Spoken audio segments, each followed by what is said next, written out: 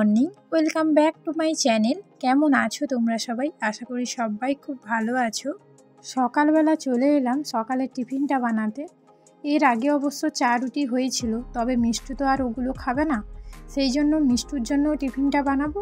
আর আজকে আমিও ভাবছি আমিও আর রুটি খাবো না, ওই পাউরুটি আছে ওইটাই খেয়ে নেবো আজকে সকালবেলা। তবে আমার কাছে মনে হয় বাড়িতে যদি ডিম পাউরুটি এই দুটো জিনিস থাকে না, তাহলে সকালবেলা যে কোনো টিফিনও বানানো যাবে, বা টিফিন বানানোর আমার কাছে এতটা ঝামেলা বলে মনে হয় না। আজকে সকালে যেমন ডিম দুধ আর খানিকটা লবণ দিয়েছি, আর পাউরুটি তো অবশ্যই থাকবে, ওটা দিয়েই সকালবেলা টিফিনটা বানিয়ে নিলাম। ওদিকে মিষ্টুকে খেতে দিয়ে চলে এলাম সবজি কাটতে।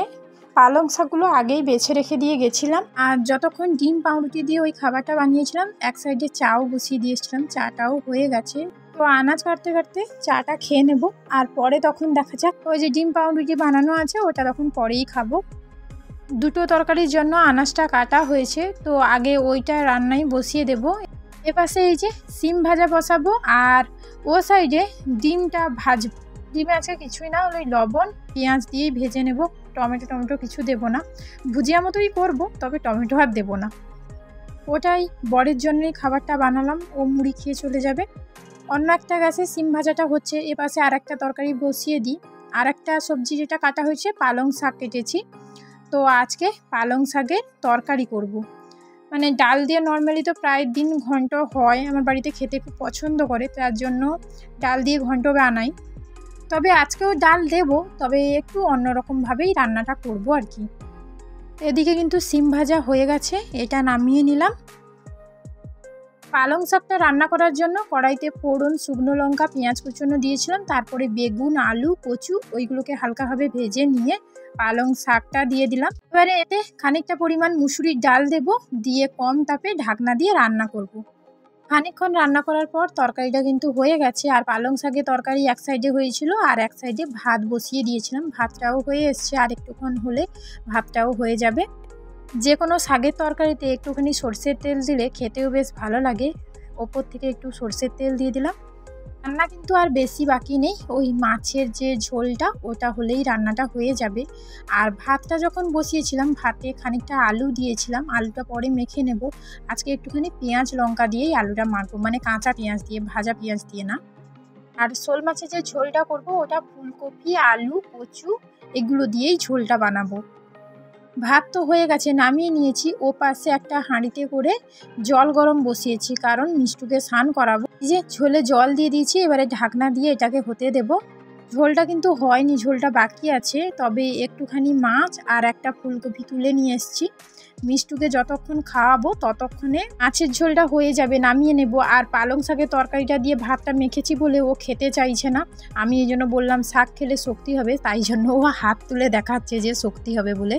যে মাছের ঝোলটা হয়ে গেছে, আলু ফুলকপি সমস্ত কিছু ভালোভাবেই সেদ্ধ হয়ে গেছে, তো এবারে নামিয়ে নেব, দিয়ে মিষ্টুকে ছাড়তে যাব। আজকে আর সময় হয়নি সকালবেলা বিছানা গোছানোর মতো, কারণ মিষ্টু বাবা একটুখানি দেরি করেই উঠেছিল, আর সকাল সকাল ঘুম থেকে উঠলে কাজগুলো শেষ করে নিই। কালকে অবশ্য মিষ্টুকে স্কুলে নিয়ে যাওয়ার আগে বিছানা গুছিয়ে রেখে দিয়ে গেছিলাম, সব দিন তো আর সমান হয় না, যেদিন যেমন কাজের চাপ থাকে, কাজ যেদিন কম থাকে সব কাজ হয়ে যায়, আর যেদিন কাজ বেশি থাকে সেদিন আবার হয় না।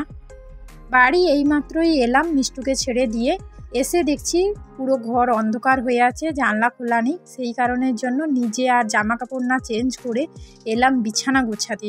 কারণ বিছানা যদি আমার এলোমেলো হয়ে থাকে না, দেখতেই যেন আমার ভালো লাগে না।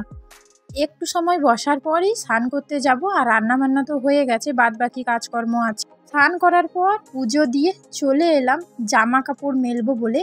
আজকে বেশি না, কয়েকটা জামা কাপড়ই ছিল, তো ওইগুলোই কেচেছি। প্রত্যেক দিন কম বেশি কাচার থাকে, তবে আজকে এই যে বুধবার আজকে কাচলাম, তবে কালকে যেহেতু বৃহস্পতিবার আছে, বাড়িতে যেহেতু পুজো হবে, কালকে কাচাকুচির বেরালেও কিন্তু কোনো কিছু কাচবো না, একেবারে শুক্রবার দিনই কাচবো। বাড়ির সবাই চলে এসছে, জামা কাপড় মেলার পরেই যাব সবাইকে খেতে দিতে, কারণ এখন বলতে বলতে ওই 1:30-2 মতো বাজতে যায়। সন্ধেবেলাতে এলাম মেয়ের জন্য কিছু বানাতে। আজকে আর কিছু বানাবো না, ওকে ওই দুধ, হরলিক্স আর বিস্কুট দিয়ে দেবো, কারণ আজকে আর ইচ্ছে করছে না কিছু বানাতে। তাছাড়াও আরও অনেক কাজ আছে, কারণ রান্না বান্না করার পর গ্যাস পরিষ্কার করব, বা অনেক কিছু ধোয়া মোছারও আছে। আর বৃহস্পতিবার আর শুক্রবার দুদিনই নিরামিষ খাওয়া হয়, তো সেই কারণের জন্য অনেক কিছু ধুতে হবে। আর তাছাড়াও আরও একটা জিনিস কি, কালকের জন্য বেশি কাজ রাখবো না, কারণ কাল সকাল থেকে পুজো দিতে হবে যেহেতু বৃহস্পতিবার আছে। আর তাছাড়া মিষ্টু স্কুলে যাবে, খেয়ে যাবে, পুরো রান্না না করলেও কিছুটা রান্না করতে হবে, ও যেহেতু খেয়ে যাবে। মিষ্টুর জন্য ওই দুধ হরলিক্স বিস্কুট খাবে, আর আমাদের জন্য চা বসিয়েছি। তবে আজকে না চায়ের লিকারটা কম দিয়েছি, ইচ্ছে করেই কম দিয়েছি, কারণ চায়ের সঙ্গে একটুখানি কফি মেশাবো, তো সেই কারণের জন্য ভাবলাম না একটুখানি লিকারটা কম দিই, কফিটা যেহেতু দেয়া হবে। বরকে 1 কাপ দিয়ে আসবো আর নিজের জন্য 1 কাপ নেব। ও ওদিকটায় টিভি দেখছে, তো সেই কারণের জন্য এ পাশের ঘরে আমি চলে এলাম। আমি ওই চিপস আর চা নিয়ে বসছি, আলুর চিপস। এবার চিপসগুলো কিন্তু মানে বাড়িতে বানানো না, কেনা চিপস। তো এখন এই যে চা চিপস খাওয়ার পর মিষ্টুকেও খাবারটা দিয়ে এসছি, ও খাচ্ছে ওর পাপার সঙ্গে বসে। পরে একটুখানি মিষ্টুকে পড়াবো, তারপরে দেখি রাত্রিবেলা কি রান্না বান্না হয়। এখন ওই রাত্রি 8:30 বাজে, তো এখন রান্না বসাবো। রাত্রিবেলা কি রান্না করব ভেবে ভেবে ভাবলাম যে ভাত রুটি দুটোর সঙ্গেই খাওয়া যাবে, যেটা এই ডিম, তো ডিমই রান্না করি। আর সকালবেলা একটুখানি মাছের ঝোল আছে, সেই কারণের জন্য ডিম 4টে না নিয়ে 3টে নিয়েছি। আর সকালবেলা যেহেতু তাড়াতাড়ি রান্নাটা হয়, সেই কারণের জন্য রাত্রিবেলা একটুখানি দেরি করে রান্না করি। তাছাড়া মিষ্টুর কাছে একটুখানি বসতে হয়, তো এই কারণের জন্য রান্নাটাও দেরি হয়। আর শীতকাল যেহেতু একটু গরম খেতেই সবাই পছন্দ করেও। তবে মিষ্টুকে পড়াতে পড়াতে অনেক কয়টা কাজ করেছি। ডিম আলুটা কুকারে বসিয়ে দিয়ে গেছিলাম, এটাও সেদ্ধ হয়ে গেছে। আর রুটিটা বানাবো বলে আটাটাও মাখাচ্ছিল, তো মেখে নিয়েছি। এই যে ডিমের ঝোলটা হয়ে গেল, আর এক সাইডে আগে থেকেই ভাত বসিয়ে রেখেছিলাম যতক্ষণ ডিমের ঝোলটা বসিয়েছিলাম। এপাশে এই যে রুটি ভাজার জন্য বসিয়ে দিলাম। যতক্ষণ ওই ভাত আর ডিমের ঝোলটা হয়েছিল ততক্ষণেই রুটিগুলো বেলে নিয়েছিলাম, তো এই যে ভাজতে বসিয়ে দিয়েছি। রুটিগুলো বেশ ফুলকো ফুলকো হচ্ছে। রুটিটা ভাজা হয়ে গেলেই রাতের রান্না বান্না কমপ্লিট। তবে ওই গ্যাস পরিষ্কার করব আর থালা বাসন বেরাবে, ওগুলোও ধোবো। তো চলো আজকের ভিডিওটা এখানেই শেষ করছি। সবাই ভালো থেকো, সুস্থ থেকো। ভিডিওটার কোনো অংশ যদি তোমাদের ভালো লেগে থাকে তাহলে একটা লাইক করে দিও। সবাইকে জানাই শুভরাত্রি।